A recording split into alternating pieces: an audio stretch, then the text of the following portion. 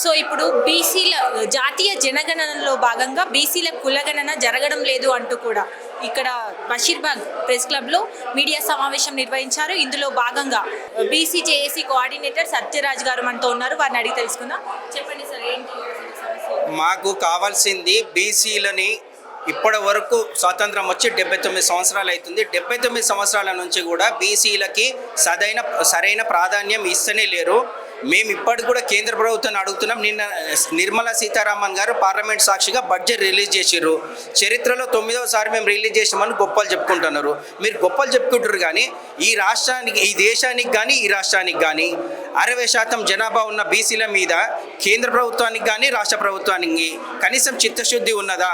ఎందుకంటున్నా అంటే ఈ మాట, నిర్మలా సీతారామన్ గారు నిన్న బడ్జెట్ రిలీజ్ చేస్తే 60% ఉన్న ఓబీసీల మీద కనీసం కనికరం లేకుండా మేము కడుతున్న ట్యాక్సులు మేము మా వల్లనే ఈ ప్రభుత్వాలు నడుస్తున్నప్పటికి కూడా 60% ఉన్న జనాభాకి 60% కూడా బడ్జెట్ రిలీజ్ చేయలేదు.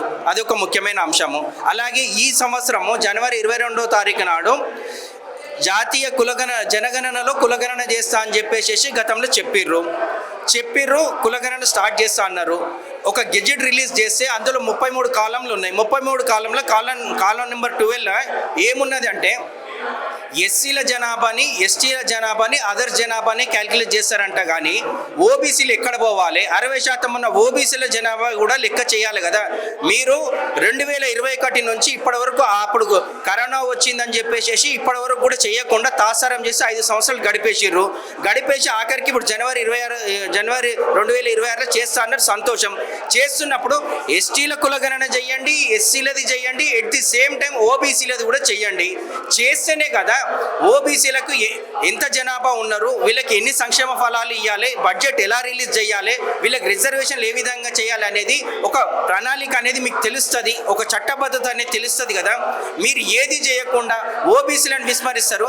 మీకు చెప్తా ఉన్నాము, ఓబీసీలకి ఎలక్షన్స్ ముందు మేము ఓబీసీల పక్షాన ఉంటాం, మేము బీసీ ముఖ్యమంత్రిని చేస్తాం, మేము కేంద్రంలో బీసీలను 27 మంది ఓబీసీలని మేము మంత్రిత్వ శాఖలో పెట్టినామని బీజేపీ పార్టీ కానీ ఇక్కడ ఉన్న కాంగ్రెస్ పార్టీ కానీ, కాంగ్రెస్ పార్టీ ఏమన్నది, కామారెడ్డి డిక్లరేషన్ ద్వారా ఒకటే చెప్పింది, మేము అధికారంలోకి వస్తే 42% బీసీ రిజర్వేషన్లు ఇస్తా అని చెప్పి బీసీలను నమ్మించి తడిబట్టతో గొంతు కోసి గద్దెనెక్కి ఇప్పటి వరకు కూడా 42% బీసీ రిజర్వేషన్ అమలు చేయలేదు. 2 సంవత్సరాలు అవుతుంది.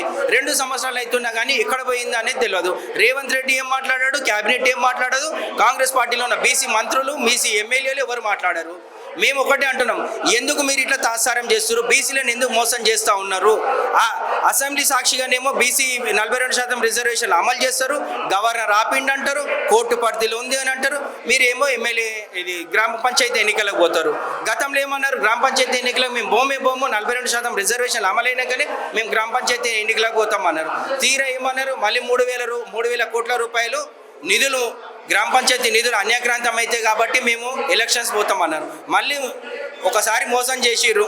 మళ్ళీ ఎంబడి కాంగ్రెస్ పార్టీ ఏదో గెలుస్తుంది, గ్రామ పంచాయతీలలో సర్పంచులు గెలిచిరని చెప్పి వెంటనే నెల తిరగక ముందే ఎంపీటీసీ జెడ్పీటీసీ ఎన్నికలకు పోయిర్రు. పోనీ దాంట్లో 42% రిజర్వేషన్లు ఇచ్చిరంటే దాంట్లో లేదు. పార్టీ పరంగా ఇస్తున్నారు. ఒక్క పార్టీ పరంగా ఇస్తే కాదు కదా, అన్ని పార్టీలతో ఒప్పియాలి కదా. మీరు ముఖ్యమంత్రిగా ఉన్నారు, మీరు అధికారంలో ఉన్నారు, మిగతా పార్టీ వాళ్ళని కూడా మీరు డిమాండ్ చేయండి. మేము బాజాబ్తా ఇస్తున్నాం, 42% రిజర్వేషన్ మేము ఇస్తున్నాం కాంగ్రెస్ పార్టీ తరఫున నుంచి. మున్సిపల్ ఎన్నికల్లో కూడా 42% కాంగ్రెస్ పార్టీ ఇవ్వాలి. ఎట్ ది సేమ్ టైం ప్రధాన ప్రతిపక్షంగా ఉన్న బీజేపీలు కానీ బీఆర్ఎస్ పార్టీలు కూడా ఇవ్వాలి. అన్ని పార్టీలు కూడా 42% ఇవ్వాలి. ఎందుకంటే అక్టోబర్ 18 తారీఖు నాడు మేము తెలంగాణ బంద్ని పిలుపునిస్తే అన్ని పార్టీలు వచ్చి మద్దతు ఇచ్చారు కదా. మేము ఉన్నాము, మేము బీసీలకు మా పార్టీ అనుకూలంగా ఉంది, 42% రిజర్వేషన్ అనుకూలంగా ఉంది అని అందరూ వచ్చి ధర్నాలలో కూర్చోరు కదా అన్ని పార్టీలలో. మరి అన్ని పార్టీలో ఇస్తే తప్పేముంది? ఇప్పుడు గతంలో మీరు ఇస్తున్నారు కదా, ఎందుకు అమలు కావట్లేదు అంటే ముమ్మాటికి చెప్తున్నాం, ఈ తెలంగాణ రాష్ట్రంలో ఉన్న ప్రధాన పార్టీలు కాంగ్రెస్ పార్టీ రెడ్ల పార్టీ, ఓసీల పార్టీ. ఇవాళ బీజేపీ పార్టీ కూడా రామచంద్రరావు చేతుల్లో ఉంది, బ్రాహ్మణుడు, ఆయన కూడా ఓసీఏ. కేసీఆర్ గారు వర్కింగ్ ప్రెసిడెంట్గా ఉన్న, అధ్యక్షునిగా ఉన్న కేటీఆర్ కూడా వెల్మలే. ఈ ప్రధాన పార్టీలు కూడా అగ్రవర్ణాల చేతుల్లో ఉన్నాయి. వీళ్ళు ఏమనుకుంటారు అంటే పెదాలకెంచి బీసీలు అంతం, గుండెలకెంచి కాదు. మనస్ఫూర్తిగా వీళ్ళు అంటలేరు. ఎలక్షన్ టైంలో మాత్రమే వీళ్ళు మేము బీసీల జపం చేద్దాం, బీసీల జెండా మోద్దాం, బీసీలని మనము నయవంచన చేద్దాం, బీసీలతో ఓట్లు వేయించుకుందాం. వీళ్ళ మనసులో బీసీలు అంటే ఒక ఓటు వేసే యంత్రాలు మాత్రమే. బీసీలకు న్యాయం చేద్దాము, చిత్తశుద్ధి చేద్దాము అనే ఆలోచన లేదు. ఆ ఆలోచన ఉంటే ఎప్పుడూ అవుతుండే. వీళ్ళ మనసులలో ఏముందంటే బీసీలకు అధికారం ఇస్తే మా పునాదులు ఎక్కడ కదులుతాయో, మాకు ఏడ బాధలు వస్తాయో.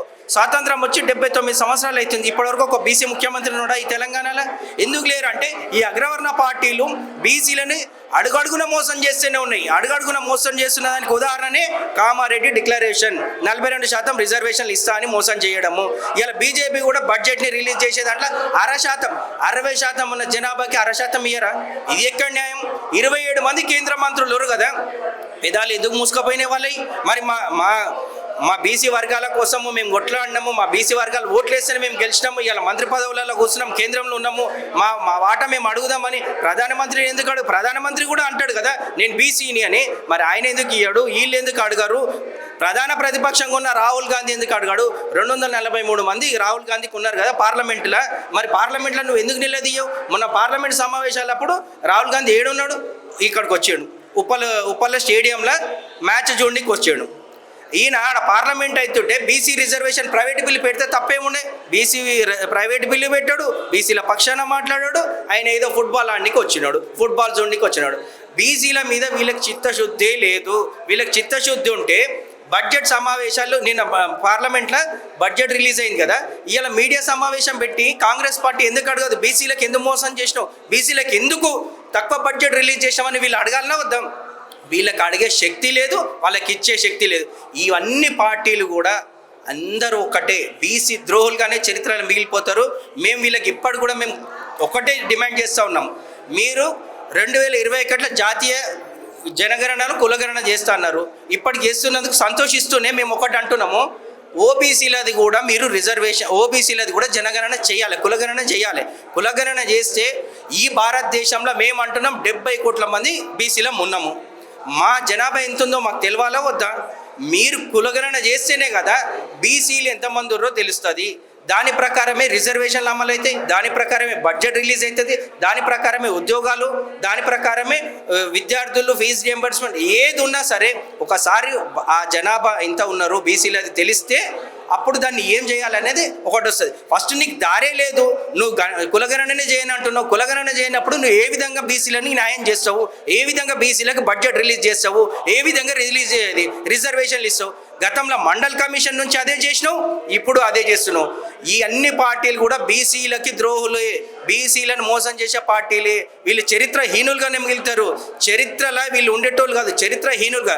బీసీలు ఇప్పుడు కూడా చెప్తా ఉన్నాం, ఈ తెలంగాణ రాష్ట్రంలో ఎంపీటీసీ జెడ్పీటీసీ ఎన్నికలు జరుగుతున్నాయి కాబట్టి దయచేసి కౌన్సిలర్, మున్సిపల్ ఎన్నికలు కానీ, చైర్మన్లు కానీ, మేయర్లు కానీ, ఎంపీటీసీ జెడ్పీటీసీ ఏ ఎన్నికలైనా సరే మీరు డాక్టర్ బాబాసాహెబ్ అంబేద్కర్ ఇచ్చినటువంటి ఓటు అనే ఆయుధం ద్వారా ఈ ప్రభుత్వాలకి చెంపపెట్టు లెక్క మన బీసీలు మనకి ఓటేసుకొని మన బీసీలని గద్దెన ఎక్కిస్తే మన బీసీలు మన కోసం కొట్లాడతారు.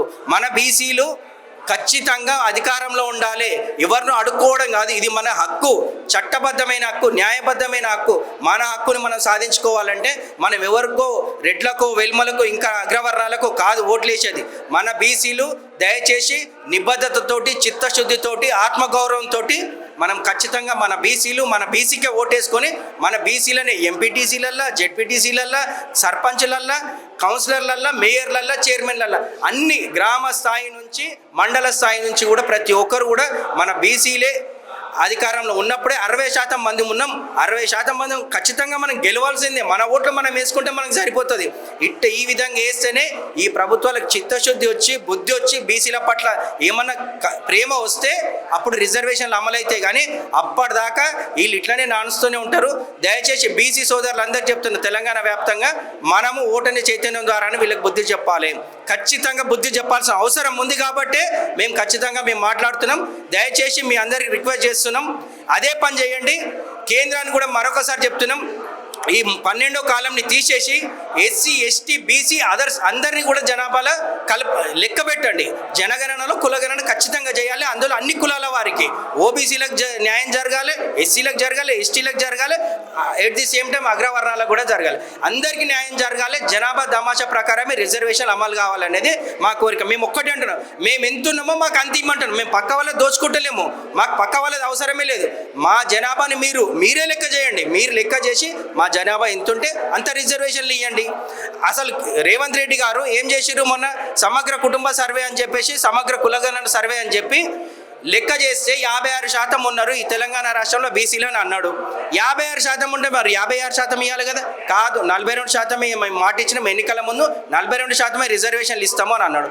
ఓకే, దానికి కూడా మా బీసీలం అందరం 42% ఇచ్చినా పర్వాలేదని మేము సంతోషం వ్యక్తం చేసినాం. కానీ ఇప్పటి కూడా అమలైతే అంటే ఈ కాంగ్రెస్ ప్రభుత్వం కానీ, బీఆర్ఎస్ ప్రభుత్వం కానీ, బీజేపీ ప్రభుత్వం కానీ వీళ్ళు అందరూ కూడా దోగబాజు పార్టీలు, దోగబాజు మాటలు మాట్లాడుకుంటే ఈ జనాలను మోసం చేస్తారు. కానీ మీకు చరిత్రహీనులుగానే మిగిలిపోతారు, మీకు పుట్టగతులు కూడా ఉండవు.